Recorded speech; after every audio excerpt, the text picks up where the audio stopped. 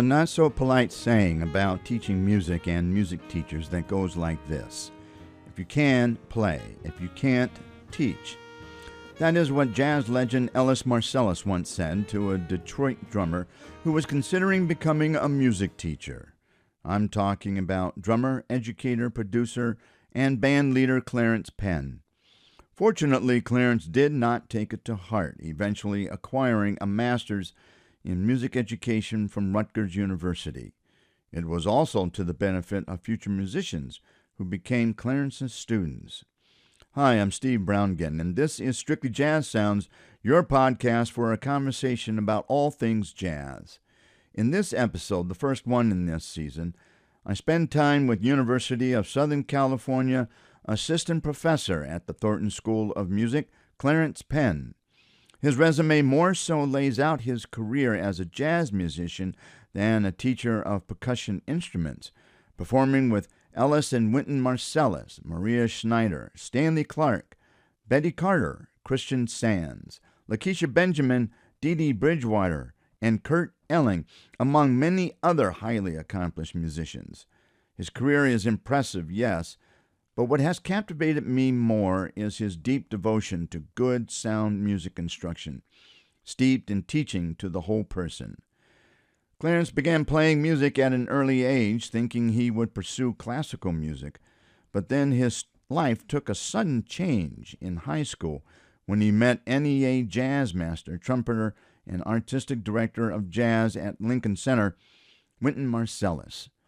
Over time, Clarence was mentored by Wynton Marsalis and later by Wynton's father, Ellis Marsalis. While Ellis did say that about teaching, he retracted it when Clarence told him later he was getting a master's at Rutgers to teach. Ellis Marsalis later said that those who can play, teach, thus giving Clarence his blessing.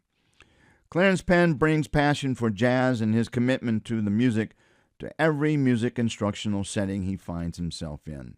He pours all he can into teaching, believing that it's important to teach where the student or students are at.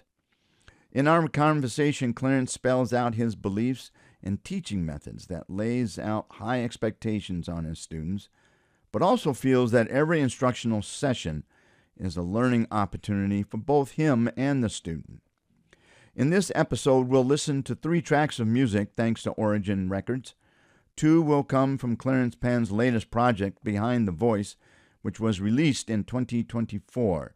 More so an R&B soul sound that has enormously brilliant drumming and keyboards by Clarence. The 3rd track comes from his 2014 recording, Monk, The Lost Files, a highly acclaimed release that revisits some of the most memorable compositions by jazz legend Thelonious Monk. The compositions in the order of play are Send One Your Love, which was written by Stevie Wonder, that is from the album Behind the Voice, Hackensack from the album Monk, The Lost Files, written by Thelonious Monk, and You Are, written by Clarence Penn and Tyrone Corbett from the album Behind the Voice. Thank you for listening. I know there are many podcasts for you to enjoy, so it means a great deal to me that you are spending time with this conversation. I caught up with Clarence a short time before a teaching session at USC. I could see his drums and other instruments, the tools of his trade. Our conversation opens with his own beginnings, and then Clarence waxed philosophical about jazz and music instruction. This is Strictly Jazz Sounds. I'm Steve Browngen.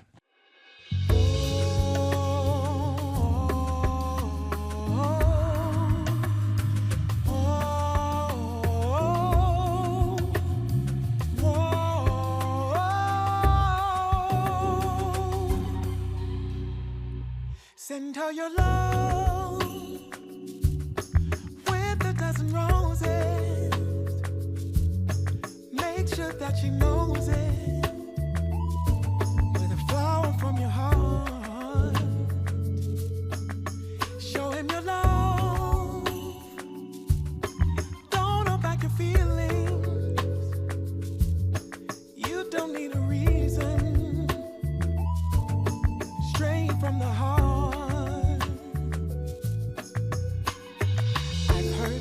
Say that days of romance are no more.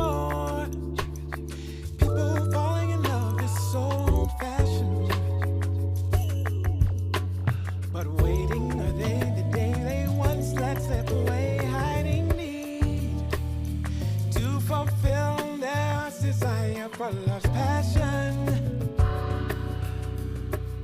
Send her your love with a dozen roses. Make sure that she knows it. With a flower from your heart. Show him your love. Don't hold back your feelings. You don't need a reason when it's straight from the heart. I know that people say two hearts beating as one is unreal and can only happen in make-believe stories. But so blind they all must be that they cannot believe what they see. For around us a miracle of love's glory.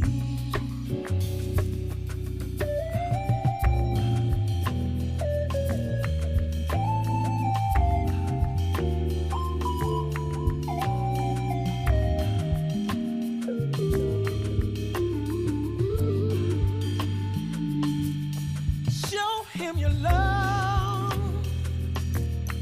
Don't hold back your feelings. You don't need a reason when it's coming from your heart. Oh no, oh no, oh no.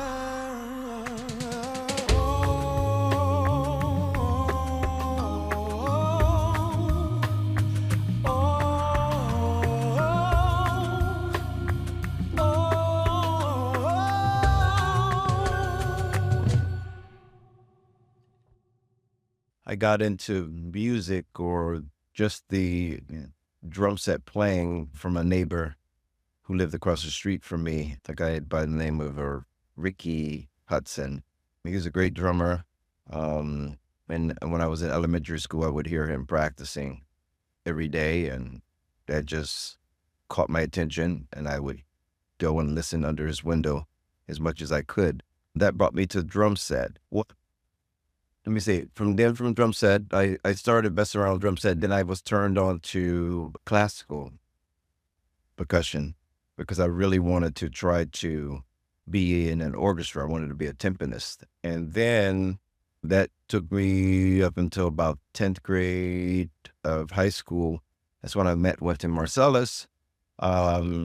And through my interaction with him, I got more serious on about jazz and drum set, jazz drum set in particular. And since then, so from 10th grade of high school, I've been on that path of just trying to really play jazz drums. You actually started with the trumpet, didn't you? When you were, what, 5, 6? I did play, I attempted to play trumpet for about, I don't know, it seemed like it was a long time, but it was probably only about a month or so. But it didn't really agree with my jaws. So that trumpet went into the closet for a long time. For a real long time. For a real long time. Did you tell Wynton that story? I did not. I didn't tell him that story. I think, of course, in front of Wynton, I was always trying to make sure I was represented in the best light. I wouldn't have told him about that. He already gave me such a hard time about the drums. Yeah, that's Wynton in every sort of way. And so jazz music is a real emotional style of music, different than classical. And when I've spoken with other musicians, particularly percussion instruments, they have talked about how jazz was so vitally different than classical. It drew them in so much because of how creative they could get versus classical. Was that something that you found? Exactly. Yeah. Jazz allowed me to have a voice. Like in classical, I guess you could argue that it allows you to have some kind of voice, but the path in which you have this voice is very narrow. Jazz, it's a much broader voice. For me, it's about individuality. Right? You have a set, you have a framework that you have to work in, but you definitely have more wiggle room to express yourself.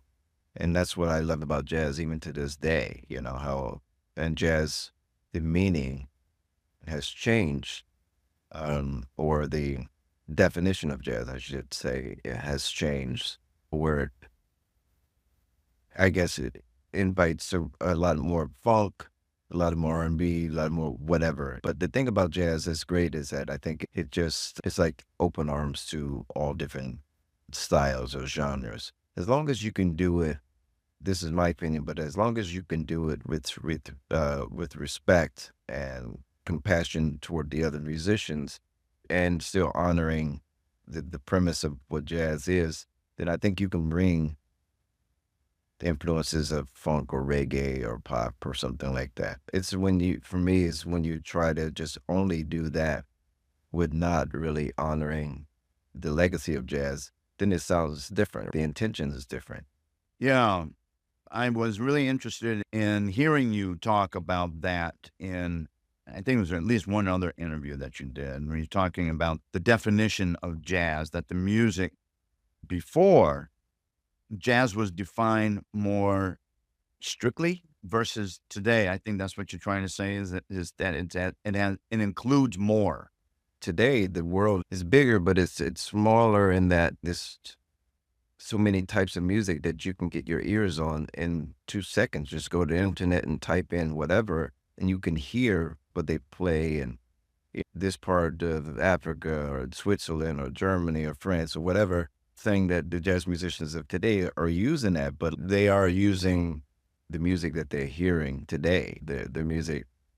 Yeah, it could be the music that they grew up on, but they're growing up on this, which is the modern influences. When I think today, when they don't know where to put a music, when they don't know where to put a type of music, and there is some kind of improvisation, and it's on a poppier side or a groovier side, not as opposed to modern classical music, then they just put it in that jazz category, right? The festivals are just, there aren't that many, in my opinion, like just music festivals. They still use that moniker of jazz festival. And then you go to the jazz festival and it's everything under the sun.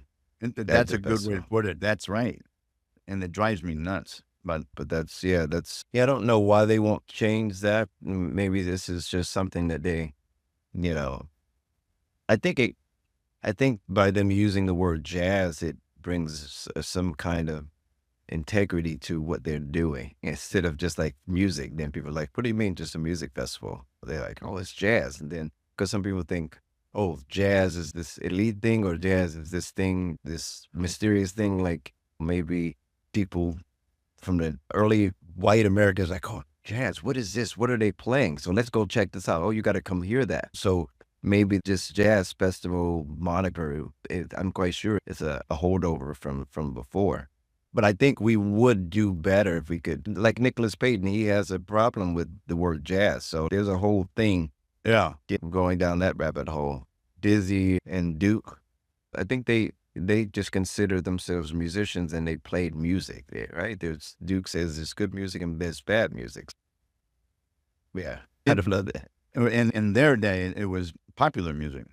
Exactly. It was the pop music of what's on the radio or in the theaters.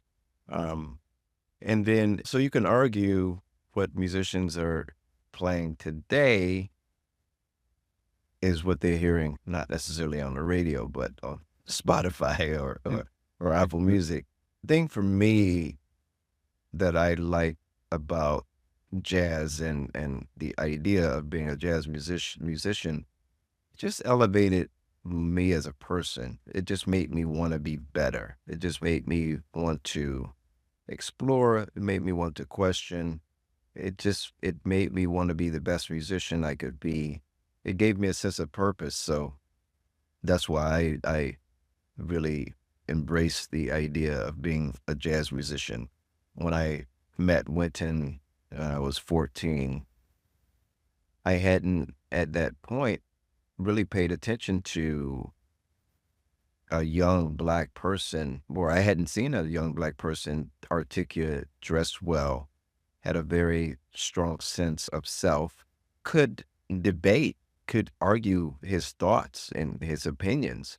Maybe everyone didn't agree with his opinions, but he could. When I saw somebody like that, being an African American from Detroit, who was interested in classical music as well as pop or jazz, if you want to call it, saw somebody that was doing the thing that I wanted to do, and he did it well. I sort of imprinted on him, if you will.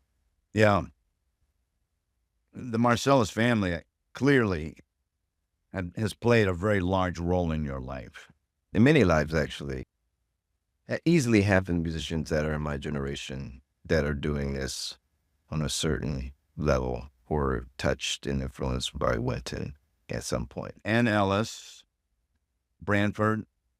I met in Branford when I lived in Madison, Wisconsin. They came to Madison for a show. I think it was, maybe 1989, 88, something like that. And we went to a party afterwards, and Toffin and I wanted to interview Wynton. He said no. So I talked to Branford, and I ended up interviewing him the next morning. And then I followed those guys for a while. They came to the Madison area, to Milwaukee, and just watched them take off. And when there was this gap period in jazz, and it's like they just picked it up and threw it into the air, and it just took off.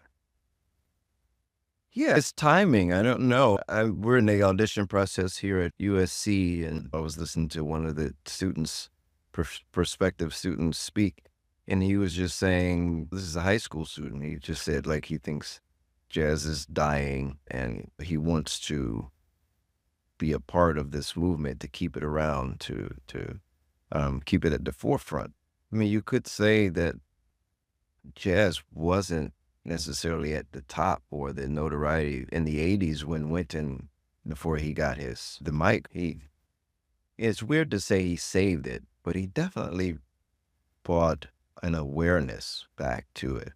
And he almost, in my opinion, I think he brought an elegance back to it, right? Musicians dressed a certain way, musicians spoke a certain way. Yeah, for me, his contribution was very positive in that way. I remember when he came to Madison with Art Blakey, with the Blakey Band, and I couldn't afford to get in, so I stood outside and listened. And other folks were doing the same thing. People just could not get enough of Wynton and Branford, particularly Wynton, at that time. And it inspired people in Madison, Wisconsin, small town Madison, Wisconsin, and then it inspired a lot of people to spend more time with jazz, to listen to jazz. And at that time, I was with WORT radio and a jazz show. And so I was feeling that with the musicians in the community. It was just, there was this electricity that he brought to it. Yeah. Yeah. Timing and his personality, and he could play too. He has a beautiful sound. Yeah, I think it was just the timing of it. Everything in life is timing. I think the universe of the world needed or benefited just from Wynton being in that space at that time, and somebody giving him a microphone. About that, that's right. Now, Ellis played a major role in your life. Did your inspiration to teach arrive from that time that you spent with Ellis, or was that something else that developed over time? No, that developed over time. Ellis's take on it, and he actually reversed it later in his life, actually not too long before he passed. When I went back to get my master's at Rutgers, I called him and told him that I was getting my master's. And he said, that thing that I said back in the day, I used to say those who can't teach and those who can play. He said, I have to reverse my thoughts on that. I think cats that can play teach. And what you're doing is a good thing. I think you're going to be a great teacher. And so for that, I felt like he was giving me his blessing in that. The reason why I taught is because I would do clinics at different places around the world, especially in the United States. And these kids, they didn't have certain skills together. And So just start making me question, what are they learning, or who are they learning it from, or what are these people teaching them? They're taking their money, but they're putting these people out in the world, these kids out in the world, and they can't play. So you start to look at the education system. Is it about making money? It could be. Yes, they take their money and they don't really care that the kids can't play or can't read or do certain things. And that bothered me. I taught in Canada for about 10 years at the Banff Jazz Workshop every summer. Dave Douglas was running it at the time. And yeah, I would bring charts in, and the students, they couldn't read the charts or improvise. Joshua Redman and I were doing a clinic, and he gave an example of how he used the melody to solo. The kids couldn't do that. They had these teachers that weren't necessarily challenging them. We had these teachers that were just trying to be their friend and not be critical of their musicianship. I think you can do both. I think you can be critical and be a friend to the students. But I think we owe it to the students to be honest and try to set them up for success, right? You have to preface it with the importance, or the place I'm coming from is in servants or servitude of the music. It's never an attack on your person. You don't have these things together. Let's get them together, or let's find out why don't you have these things together. I think what I'm learning, or what I've learned, I've been teaching now, this is my third year, let me say, I did 2 years in Florida. I'm going into my fourth year of teaching, but teaching is difficult. You can't just blanket teach. I think it's easy to do that way. You open up a book and make everybody do lesson A, B, C, D, and you don't challenge them. I try to teach the students where I need to know where they are. I meet them where they are, and we look at the weak points, and I teach from that. When I go home almost every night, if a kid can't do something, or I go home, and I try to think of an exercise or think of a way to teach that person. I talk to them constantly to see their thinking process. All the students don't have the same thinking process. Teaching is hard because the way that I do it, really try to go in, right? I try to go in deep and teach from, like, I have 15 students. I try to teach from 15 perspectives. Yeah, and you it's have just to. like, yeah, I think that's what, I think back in the day, some of the older teachers would just, I'm going to play, you just watch me. That's the teaching. Yeah. Yeah, teaching is different now. I was a teacher, K-12, as a matter of fact. I taught the students with learning disabilities. And in that area, you had to teach to the student. Exactly. Yeah. You had to. But in any teaching situation, it should be about reaching out to each individual student and meeting them where they're at and working from there. Yeah. And in creating a pathway that includes their thinking, but you should help them meet their goals. Exactly. And yeah. For high school students, who are musicians that you recommend that they should be listening to? What do you think? I don't know. It's a hard one. For high school students, if you talk about meeting them where they are, they should listen to who they like, but they need to understand, why do you like that person? What is it about that person that you like?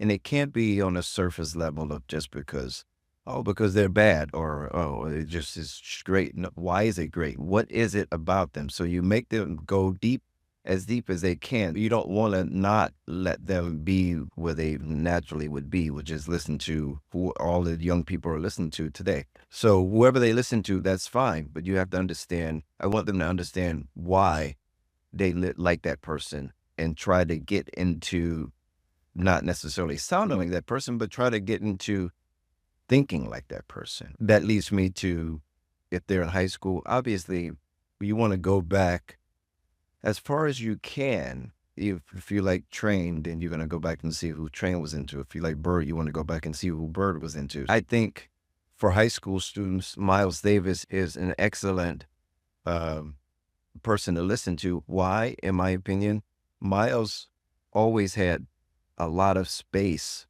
in his solos, unlike somebody like Freddie Hubbard or Clifford Brown, right? And phenomenal musicians, but Miles played in a way that it's, in my opinion, it's totally digestible. Miles played very motivic. Monk would fall into that category also, playing off the motifs, playing off the melody, using space, using nuance with how they played a quarter note or a whole note or inflection. For a high schooler, I would say definitely that. As far as drums, high schooler, I would say start. We normally want to go to baby dots, right? But then I know the high schooler they need to be taught to see the beauty and what baby dots, how he played and what he brought to the music. But if you're talking about just nuts and bolts, it's great to listen to Papa Joe Jones or Max Roach. Just getting vocabulary, getting comping, getting simple ideas together. Max Roach liked to use a lot of triplets, a lot of triplet phrases. Very clear, I would say, that they listen to Max. Bass-wise, I would listen to maybe Milt Hinton. Oh, that's interesting. Yeah, just the clarity. But once again, I'm mentioning these people, but I think at the same time, they have to be taught, and this have to be many conversations why I want them to listen to that. You just can't tell them to listen to it and then send them on their way. You have to be there to show them why you get excited when you listen to these people, because they're not gonna know. They're gonna be like, okay, he told me to listen to it, but I don't know what I'm listening for. It's Miles, okay. I think the way that I teach anyway, I want them, when Miles plays something and I get the chills, I'm like, I get the chills because he played that. What is that? What does that mean to you? What words can you use to describe what Miles did or what he played? How did that make you feel? I want them to be able to attach these certain to those people, you know. What key practicing techniques do you recommend for high school students and college students? I mean, there's stuff that they don't want to hear. There's no secret. Practice slow, right? Classical guys do it. The best, all the best people in the world and all the people that you like, I'd say 80%. I don't want to say 100%. I'm just trying to be, I'd say 80% of them, yes, they all practice slow. They all practice deliberately. They all practice with intention. They all practice with contour, right? It's not a race. It's not a thing of trying to play the fastest. It's like making music. What is the intention behind every note that you play? Why are you sitting behind the drum set? Like, don't just hit the cymbal. What is that? Am I smacking the cymbal, or am I trying to get a sound out of the cymbal? Am I smacking it there, or am I trying to get a sound out of it there? It's that. Unfortunately, there's no secrets. Yeah, definitely slow, deep, repetitive, deliberate practice every day, and having a schedule, right? Having a routine. For high schoolers and college people, students, like, have it mapped out. Map out a schedule and stick to it for 2-3 months, right? We know that it takes about 9 weeks or so for something to become a habit. You can't practice for 2 weeks and think that you have ingrained this habit of doing things. You need at least that amount of time of that kind of practice to teach your body what to crave for. So hopefully in about 9 or 10, 12 weeks, your body's going to say, okay, this is what I'm supposed to be thinking about when I sit down and I go into that room to practice. Now, I would tell the college students and high school students, leave the phone in the next room. You don't need the phone in your practice room. If the phone is in your practice room, as soon as you get bored or as soon as you get stuck or frustrated, you're going to pick up the phone and you're going to go scrolling on Instagram and YouTube. To me, that doesn't help you.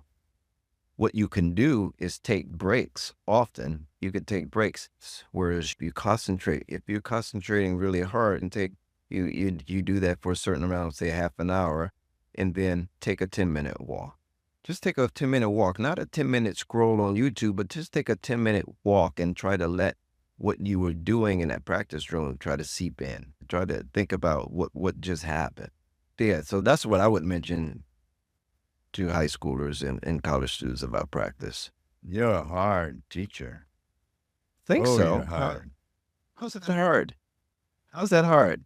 because the students want, and I think this is something that runs the gamut across the board with everybody. You want something fast. You want to accomplish a goal fast. You want to get there fast. This is something that, we know through our own kids, and now our granddaughter, and she's 7 years old, she wants to accomplish something fast. So I think what you're doing is great. Don't get me wrong on that. Yeah, I know. But then we ask the question, all of these, I don't know, all the modern tools that we use that we appreciate, whatever, if it's the iPhone, it's the Instagram, if it's whatever, the people that came up with that thing, that was a long process. That took a while. That didn't happen fast. So if you enjoy that, or if you like that, then think about that. It was over time. It's just long, deliberate, repetitive, and constant thinking about that, right? If anything, really, the way that I try to teach is, even if you decide not to be a musician, this way of practice will inform the type of person you are. You will be down the line if you go to work at Starbucks, if you go to work at, I don't know, any place. It's problem solving, right? Most of the times, teachers tell the student to go practice, but the student don't know how to practice. So I make all my students record videos so I can see them practice. So Excellent. I can see, right? Yeah.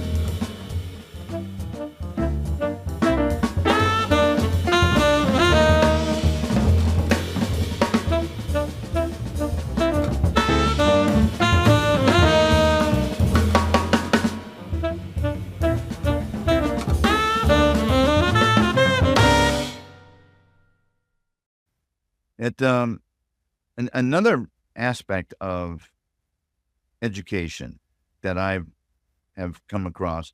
This was Ulysses Owens Jr. new book, The Musician's Career Guide. Have you seen this? I have not. No, it's a fascinating book. One thing that I've been asking jazz professors, such as yourself, is if they teach the business of being a musician. Do you teach the business of being a musician? Yeah, I do. I teach the business of being a human. It's not, so you understand, I try to teach everything. I'm trying to make you a better person. I'm not just trying to teach you how to be a better musician. You got to be a good person to be on the road with musicians to make people want to be around you. Yeah. I teach every aspect. My life experience is what I'm sharing with my students. What I think about the road, how I think you should prepare to be on the road, how to deal with people with attitude problems at the check-in counter, at the airport, everything that I've experienced, I try to bring that to the table for them. It's not clinical, it's life experience. I teach from a place, I want my students to be able to come to me and want to come to me 30 years down the line, or 20 years or 10 years down the line, and say, hey, I'm just having a baby, or I did this, I need advice on that. Or I'm not teaching just for you to get information from me these 4 years. And I want to teach you in a way that you can always and want to come back to ask me about things. That's the kind of teacher Ellis was. I could always, and everybody always could go back to him years later and say, hey man, what do you think about this? Or this is going on in my life, or whatever. Yeah, I don't teach business. That's a part of it, right? That's a part of it, yeah. But I teach everything. Let's talk about your music, because man, you're phenomenal. You're doing some great stuff. When I watch you play, I see Brian Blade, and how I see Brian Blade is in your expressions. You and Brian are so expressive in how you perform. Your smiles, you're so into it, and it makes me feel good to watch you play. It is very expressive, and I don't know if anybody shared that with you, but it is really a moment that feels good. I appreciate that. Brian, like myself, we're only responding on how the music makes us feel, and we are grateful and thankful to be able to sit down and do that and have fun with these people and do this for a living. You don't take it for granted, right? It's a gift. Get tremendous joy from sitting down, making music, especially if I'm in the situation like Puke says, I'm playing good music as opposed to bad music, right? So that the laughter or my facial expressions is just the fact that I'm really happy doing that. And I think maybe 20 years ago, somebody mentioned that, and I say, well, you know what, I'm going to try to play a concert. I'm going to try to be cool. And I tried to be cool, and it wasn't satisfying, right? I'm just trying to hold these emotions in. I'm just happy to be playing. And Blade is the same thing. There's something in every musician, they manifest this differently, but just that joy that you get from playing music just comes through you. And that's what happens at the end of the day. Like we can't control it. I can't say that I like every video of myself or the way that I look at it when I'm playing. But as I tell the kids, that's what it is. This is me. This is what it is. I don't know. Diz would smile when he would play, right? Oh yeah. Not as he playing. When I had the opportunity to play a TV show. It was called Entertainment Tonight with Ellis Marsalis and Dizzy. And we played Night in Tunisia, and he told him backstage, he was telling him, he was like, yeah, you know, this part of Night in Tunisia, that's all you, that's all drums. I wrote that for drums. That's all drum solo. And I think I was probably trying to concentrate. And he was just like, no, but you got to have fun. You got to have fun too. So, you know, I just had a conversation with the students here, At USC, one student was playing, a couple students were playing, and it looked like on stage was the last place he wanted to be. I said, Oh, do you enjoy playing? He said, no, yes, I like it. I said, you love your instrument? He said, yeah, I like it. I said, well, why didn't it look that way? You have to understand, the audience is keying off you. The audience don't know what all the notes you're playing. They don't know if you're making the changes. They know rhythm, so you need to have rhythm in your playing. And they need to see what's happening on your face, your energy. Look like you and if you look like you're enjoying it, then that will transfer to them and they will enjoy it. It could be you could be playing the worst solo, but if you look like you're like, yes, I'm trying it and this is great, the audience is gonna pick up on that. That's the way that I look at it. Once again, I only teach from my experience and my view. Everybody else, there's a lot of different views out there, but I believe that you should look like you want to be on stage. I'm not saying that you have to be cheesing, like back in the day with black entertainers. It's a Marley. It's not that. It's not that at all. But if the music brings you joy, or what you're doing, if it brings you joy, then why not let that joy manifest or come through you? your joy is about all of that music that's out there. You have played a very wide variety of music. One of the things that I'm really inspired by is what you've done with American Patchwork Quartet. It's not jazz, but it's music. It's you. It is in this country. It is the music that you bring to it. And why don't you explain what you're doing with American Patchwork Quartet? Clay Ross is the guitarist. It started with Clay Ross. It's his baby. I met him at the Monterey Jazz Festival some years ago, and we got to talking to, actually we're on our way to the airport, and we got along, and we stayed in touch over the course of that year. And then he came to me and he was just like, hey man, I got this idea. What if we did this? What if we put a band together with Yasushi? And Yasushi is my favorite bass player, so I was just like, anything that he would be involved with, I would want to do at the same time. Then he knew the singer Balu, and he said, well, we do these like early American songs, it's really traditional songs. And I said, I don't really know anything about that. But he said, you don't really have to know anything about that, but what you can do is bring your view or your musicianship to these songs. And I think this is place speaking. I think that there could be a place for us to revisit these songs and put our spin. Like when you look at the demographic of the group, you have Japanese, African American, and Indian. That's a different take on these American early songs. Oh yeah.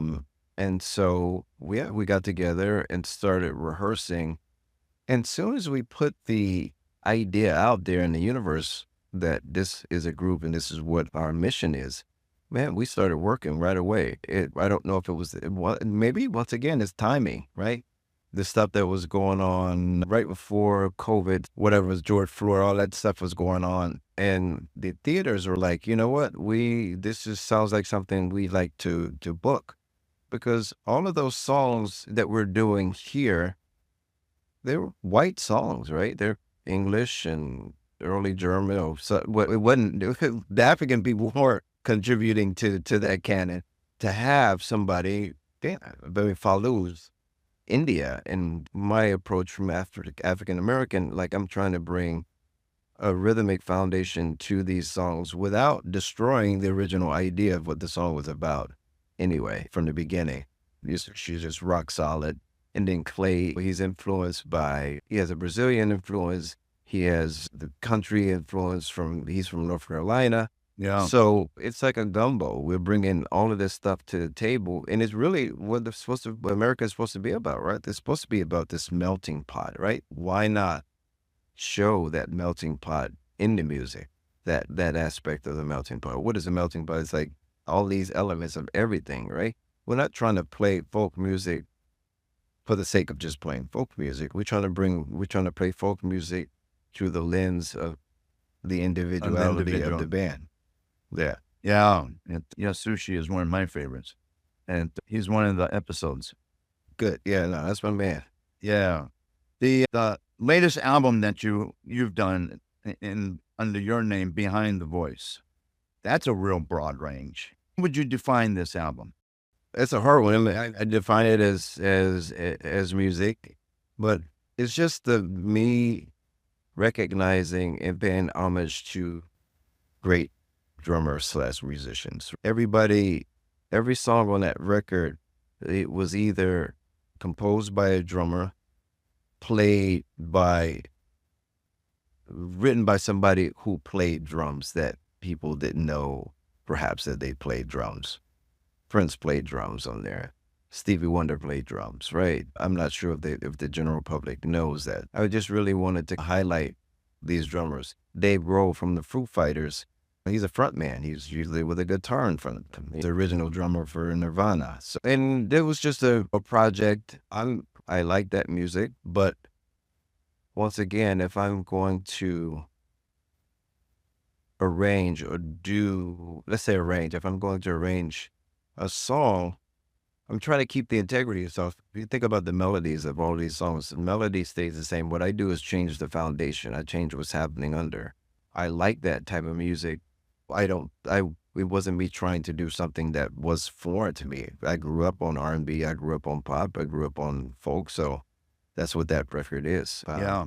And I just, in a way, I'd like the audience to see a different side of me as well. You know, the stuff I did with Stanley Clarke, that's completely in fusion. And that came in right after I was with Betty Carter, which is completely straight ahead jazz trio. And when I left her band 2 days later, I'm on the road with Stanley Clarke, playing the biggest drum set I've ever had and fusioning out. That's a hell of a story, You know, by the way. but- I want my listeners to know that. That's music that I grew up listening to also. This record, Behind the Voice, is music that I grew up with. And part of that is I think the voice is probably the most important or the most powerful instrument that we have.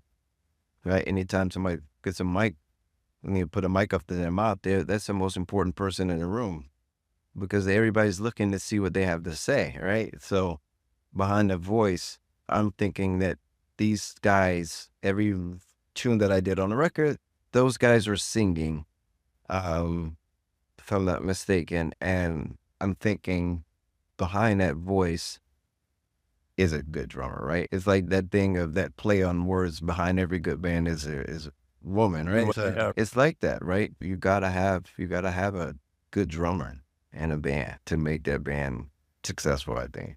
It's Christian McBride had said one time something about the anchor is the drummer. You have to start there. Yeah. And Yeah. if you don't have Yeah. the drummer, then you don't set the time. And but then Yasushi told me that the communication between the bass and the drummer are essential. Would you agree that the bass is essential for you, or is it the piano? Because I think I saw an interview when you talked about the piano as the integral part for the drums. The piano comping is the way the piano and the way the left hand of the drummer, between the left hand and bass drum comping in that way. But the bass and drums, the dynamic duo, that's Batman and Robin. You can't have a super league without the superheroes without that. You need Batman and Robin. That's it. You got to have that. Love that, James. man. I love that. Your motto, when people hear my name, I want them to think, I don't know what band he's playing with tonight or what he'll be doing, but it's going to be good. It's going to be musical. What helps you to figure out that you've accomplished this? The response of the audience after they hit. I just played last week, and those people didn't know who I was. I was subbing or playing with a group that I had never played with before. And yeah, they came up to me and they said, I never knew drums could sound like that. It was so soft, but then it was powerful at the same time, and it was rhythmic. And so that let me know. It made me feel like I did my job. Yeah, it's a response of the audience. It's a response of the musicians that I'm playing with. I try to, at the end of the day, like I said, I'm always trying to serve the music, and I try to let the music guide me. So if the music if you're serving, the music will take care of you. And even if it's not the best, if you feel like you 100% serve the music, that's all you can do. It's all about the music. I think so. Yeah. It's a lot of us, sometimes we let the technique get in the way of that, right? I was telling somebody the other day, I was just, because you have all this technique, do you have to use that technique all the time? It shows maturity. It shows selflessness when you can not use that. Be like, okay, you know what? I'm not going to do that this time. I'm just going to listen. Or maybe I don't have to solo. Maybe I'll let you solo. I'll support you. You said that you saw teaching as a form of therapy. What's behind all of that? And you're getting ready to go into a therapy session right now. But yeah, they have problems. They have their issues, right? They have you're trying to get into how and why they think or why they're not thinking. And you're dealing with, people that maybe think too much, right? Or think not enough. It's definitely that way, right? You need to listen to them. Sometimes the lesson is they want to just talk and talk about why they didn't feel, as a teacher, it's my job to listen to them as well, right? These students want to be heard. The lesson is important, what I want them to do, but sometimes maybe they need to just be heard that day. That's what I mean. And it's therapy for me too. Maybe some stuff that they say, I reflect on it when I get home, and I think of it in my position, how that affects me, or was I like that when I was younger, or what I can learn. It's all a learning process. So that's what I meant when I said that. Well, Clarence, I learned something this afternoon. Thank you very much. I really appreciate it. And I hope you slide by Columbus, man. Definitely.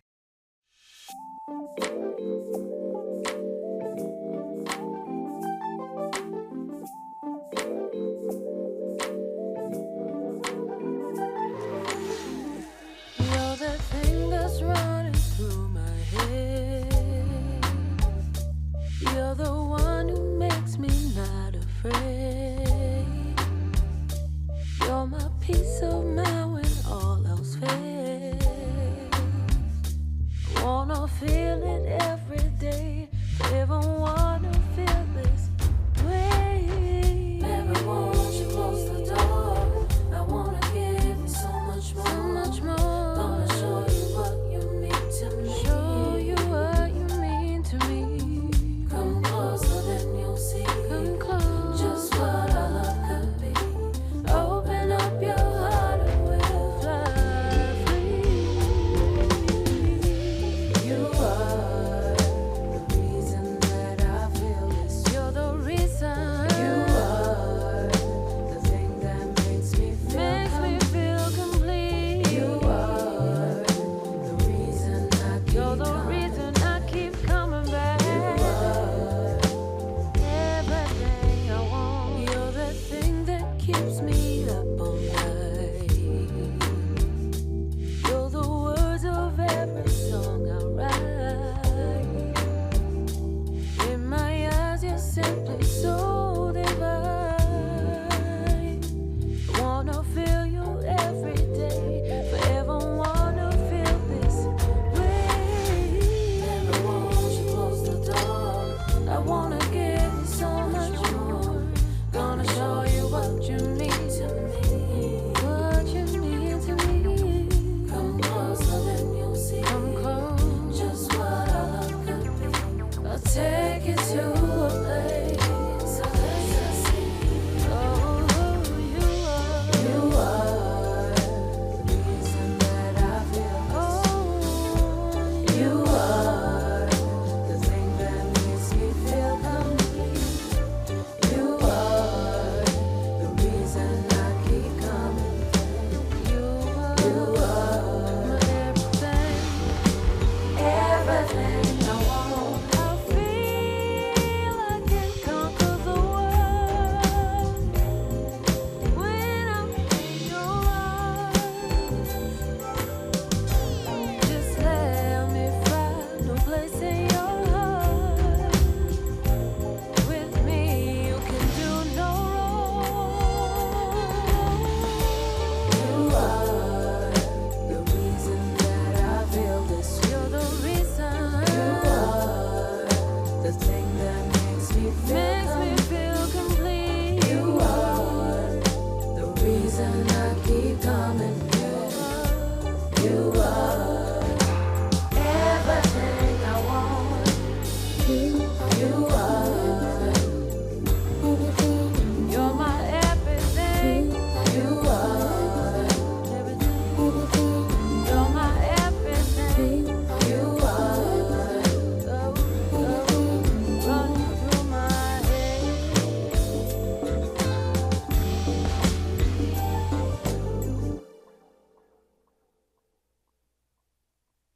Clarence Penn's online instructions can be found on Instagram.